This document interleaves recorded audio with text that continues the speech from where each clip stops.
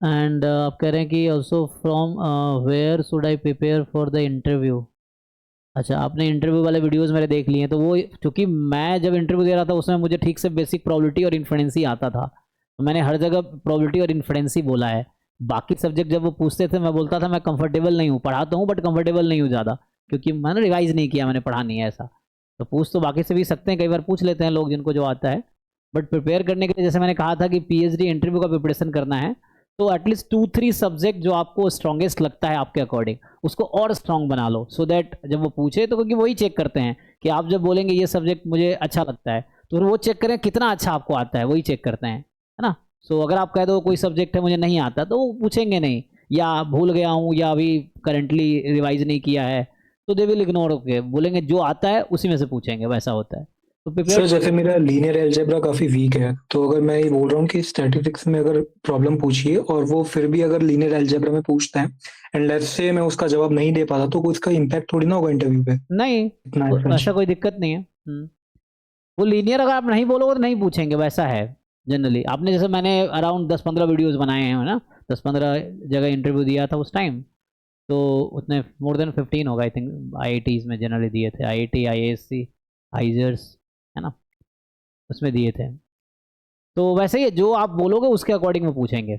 लेकिन वो जैसा, जैसे 2-3 चीज़ें हैं ना, एक तो रिसर्च एरिया, अगर आप कुछ बताते हो कि इसमें फील्ड पीएचडी करना है, तो उससे हाँ रिलेवेंट सर, मुझे। रिसर्च एरिया में ऑलरेडी देख रखा हूँ। जैसे टाइम सीरीज एनालिसिस के मैंने एनपीटीएल की पूरी प्लेलिस्ट खत्म कर दी है, जो सुदीप सर की है आईआईटी हम्म। बॉम्बे से। हाँ तो हाँ उसके थ्रू अगर मैं बताता हूँ कि अगर टीएसए में ही करना है, तो चांसेस है कि मतलब टीएसए से ही पूछें वो आगे। हाँ, क्योंकि टाइम सीरीज, आप टाइम सीरीज एनालिसिस से लोगे तो टाइम सीरीज से ही पूछेंगे, बट एक बैकअप के लिए एक और सब्जेक्ट, जैसे मान लो आपको लगता है टाइम सीरीज ठीक ठाक आता है, उन्होंने 4 क्वेश्चन पूछे और आपको नहीं आए, फिर वो खुद बोलेंगे कोई और सब्जेक्ट बताओ, ऐसा।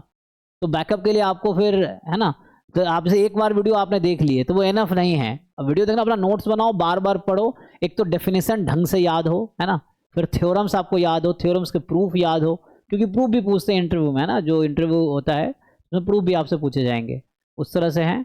और प्रूफ याद हो, फिर आपके पास काउंटर एग्जाम्पल्स हो, कोई स्टेटमेंट है, तो अगर मान लो कोई स्टेटमेंट दे दिया आपको, बोलेगा ट्रू है फॉल्स है, अब ट्रू है तो प्रूफ करो, फॉल्स है तो काउंटर एग्जाम्पल दो, तो इस तरह की चीज़ें हैं, है ना। तो जस्ट आपने एक बार वीडियो कंप्लीट कर लिया डजेंट मीन आपको सब आ गया, उसके लिए आपको बहुत सारे, आप, है ना, जस्ट बुक के भी साइज देख के समझ सकते हो, या थोड़े और रिवाइज करो उस चीज़ को, है ना, कई बार एक ही रिसोर्स को आप 5 बार फॉलो करके देखो, बहुत क्लैरिटी आ जाएगी। देन आप कुछ प्रॉब्लम सीट उठा के सॉल्व कर सकते हो, बुक के एक साइज ही देख सकते हो आप डिफरेंट बुक के, क्योंकि टाइम सीरीज के हज़ारों बुक अवेलेबल हैं, है ना। एटलीस्ट आप किसी, मान लो एग्जांपल के आईआईटी बॉम्बे का ही एमएस स्टैटिस्टिक्स का सिलेबस उठा लिया, तो उसके नीचे आप देखोगे सिलेबस के नीचे जो टेक्स्ट बुक रहता है या रेफरेंस बुक रहता है, उसमें भी 10-15 बुक की लिस्ट रहती है, वो सब पीडीएफ मिल जाएगा गूगल पे आपको, डाउनलोड करो, 2-2 बार सारा बुक पढ़ जाओ, 2-3 बार उनके एक्सरसाइजेस देख लो, एग्जाम मतलब जितना ज़्यादा रिवाइज करोगे उतनी क्लैरिटी बढ़ेगी, ये है। Okay sir, thank you.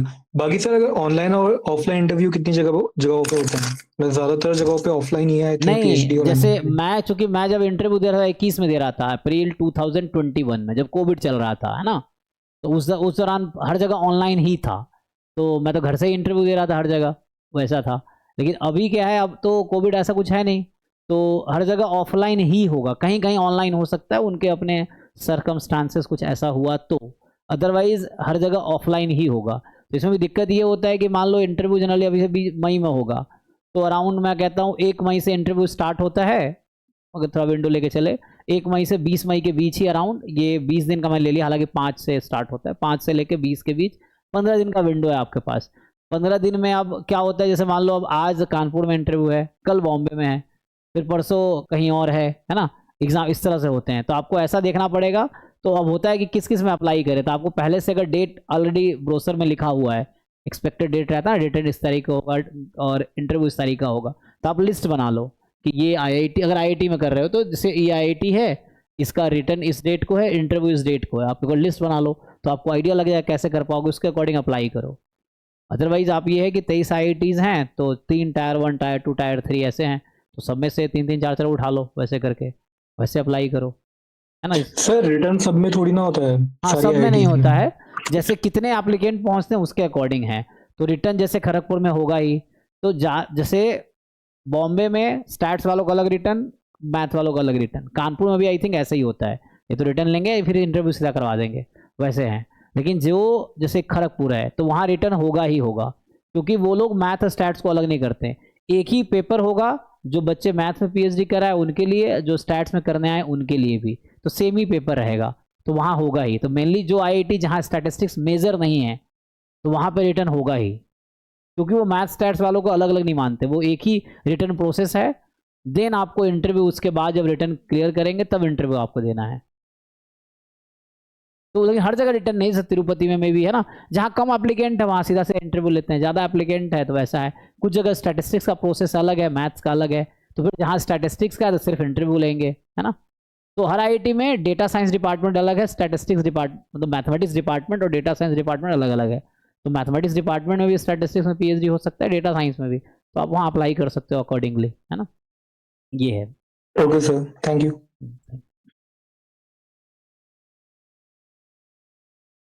So